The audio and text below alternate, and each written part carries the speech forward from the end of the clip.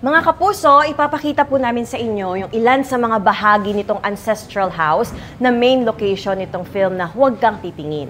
So ito pong aking pinanggalingan ay spiral staircase na ang kadugtong niyan yung silong nitong bahay. At banda rito naman po makikita natin yung altar, yung mga lumang imahen. Makikita daw yan sa film, sabi ni Direk, dahil in-interview natin siya kanina. Makikita daw ito sa ilan sa mga eksena dito sa pelikula. At banda rito naman po, may lihim na lagusan. Isa siyang pinto patungo sa isang silid, bedroom. Ayan, papakita po natin. Luma po yung mga muebles, luma ang kama at yung mga bintana ay gawa sa kapis.